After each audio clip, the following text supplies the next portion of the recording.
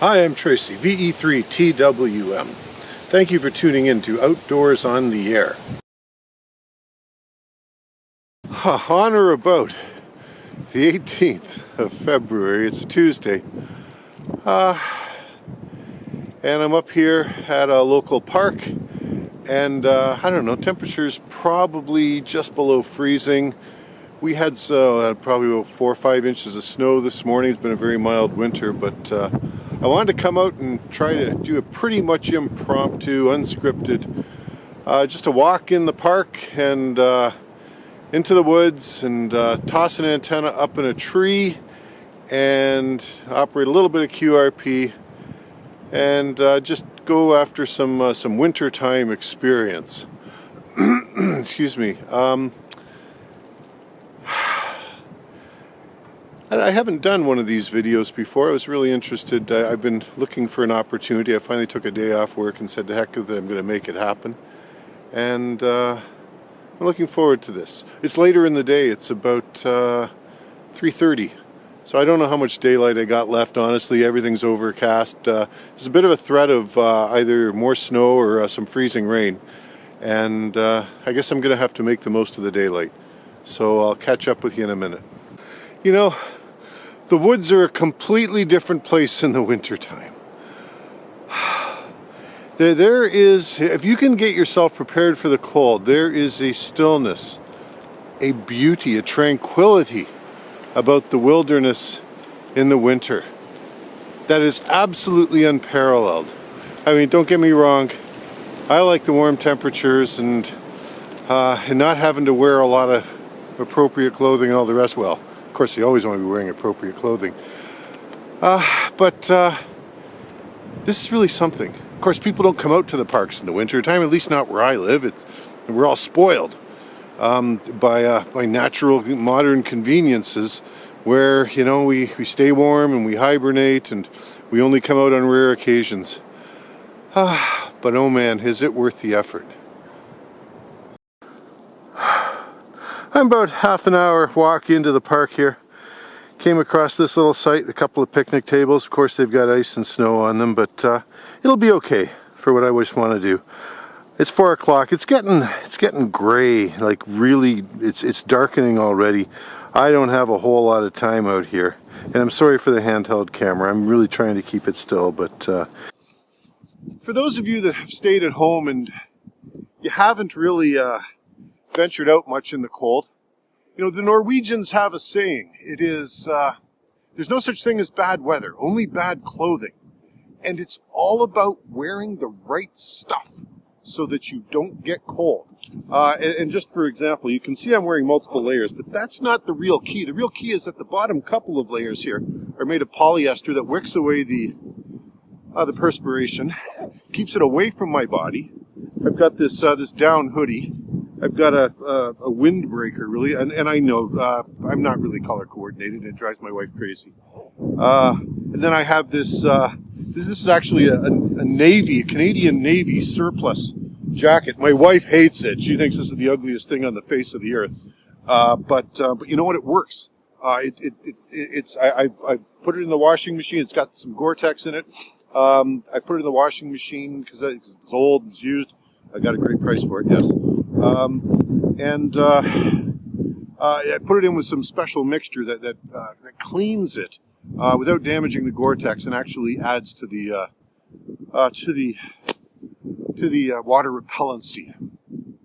Underneath, now I've got 3 pairs of socks on. I've got what are known as sock liners. These are like polyester, but for your feet. They go on first. They're very thin. And then I've got 2 pairs of good quality. I can't wear wool. It bothers my skin something fierce. So I've got 2 good quality socks. They're like a polyester spandex / cotton mix, but there's not very much cotton in them. And I've also got these snow boots, which are 40 rated to, I don't know, minus 30 or minus 40 Celsius, whatever. I've never had to take them that low. I just don't think I'd go out in that kind of weather. And then, of course, the snow pants. But the snow pants are covering a pair of jeans. And by the way, jeans are terrible. Absolutely terrible. for this kind of weather, but because I've got snow pants over top and I've got a base layer, I've got long johns on underneath, this is more than good enough. A huge part of staying warm in the winter is blocking that damn wind. When that wind comes to you, if you've got clothing which lets it through, you feel it right down through your bones. I'm worse than most people. Cold and wind really get to me. So I have to go the next step beyond a lot of other folks. And of course, headgear. So just a ball cap, and I've got the hoodie on the down vest or the down jacket, and then I've got this. I've also got a balaclava that I've packed, and it's a very small, thin balaclava. Again, like a polyester type of material, and that stuff works fine for me. I got 2 pairs of gloves. I've got a fleece pair that is very thin, good if I need to. If my hands get cold operating the radio, and a big, heavy. They're almost like snowmobile mitts here. These are heavy and rugged. One tip, I didn't bring them along this time, but if you have any old socks that you don't, maybe they got a hole in 2 ends, because all socks have to have a hole in one end. But maybe you got a hole in the toe or something underneath.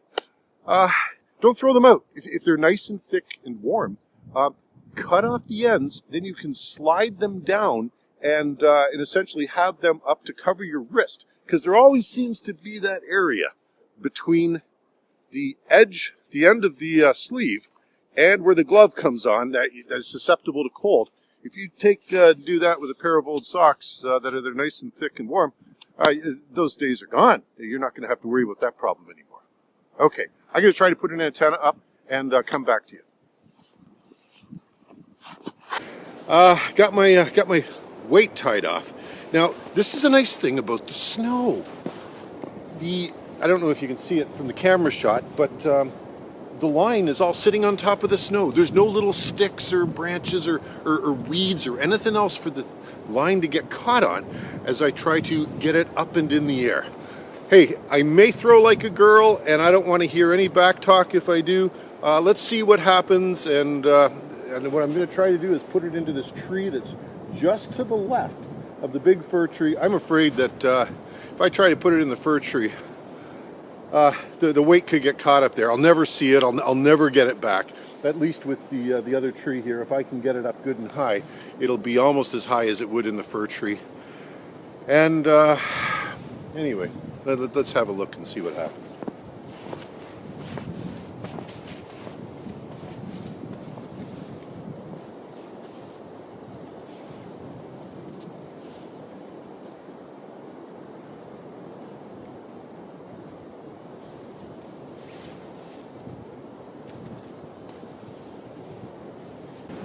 So what did I learn after my first toss?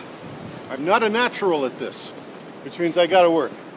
That's pretty much to be expected. Notice I'm pulling the line through the tree rather than trying to pull the weight back up and over that bridge.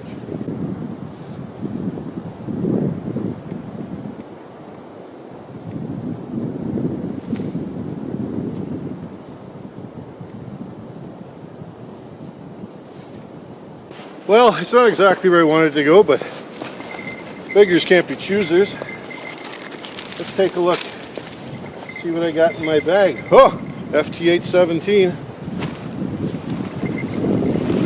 And what do we have here? High-end fed, ultralight packet Mark II. Okay, the antenna is up in all its glory.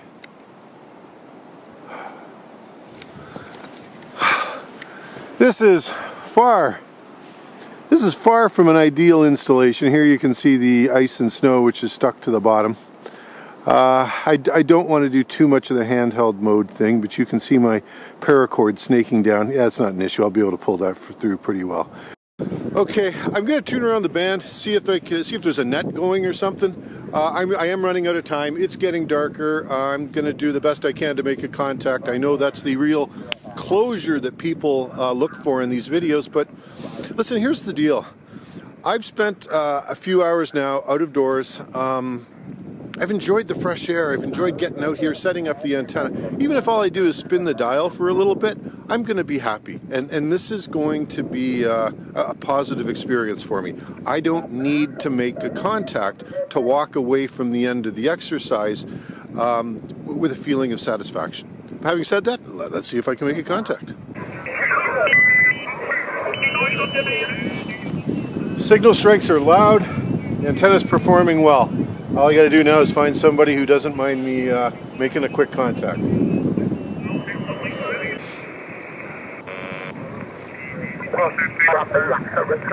you. 7-3, you're welcome, my friend. This is Echo America 8 United Radio Tango. Victor Echo 3, Tango Whiskey Mike, QRP. Whiskey, go ahead, you are safe. Whiskey, interrogation, Charlie Radio, please complete your code. Okay, 590, you're signal here in Tenerife Island. Thank you for your participation. All the best for you, my friend. Victor Echo 3, Tango Whiskey Mike, QRP. Radio Tango. Echo Alpha 8, Uniform Radio Tango. Special call from Carnival, Tenerife Island in the Caribbean. Please. Victor Echo 3, Tango Whiskey Mike, QRP.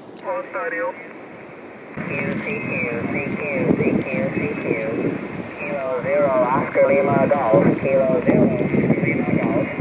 Kilo 0, Oscar Lima Golf. Calling CQ. Victor Echo 3, Tango Whiskey Mike, QRP Portable.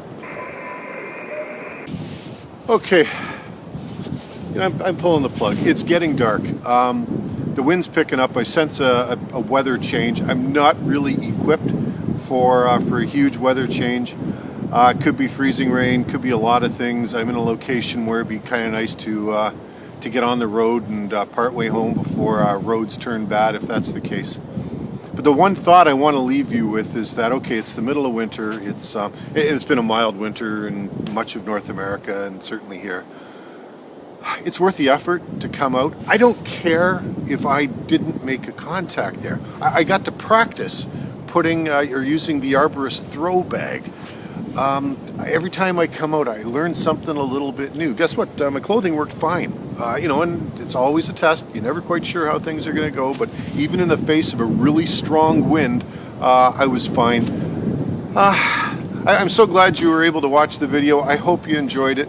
Please, as always, leave your comments down below. I read all of them. I respond to as many as I can. If you leave me a question, I'll do my best to answer.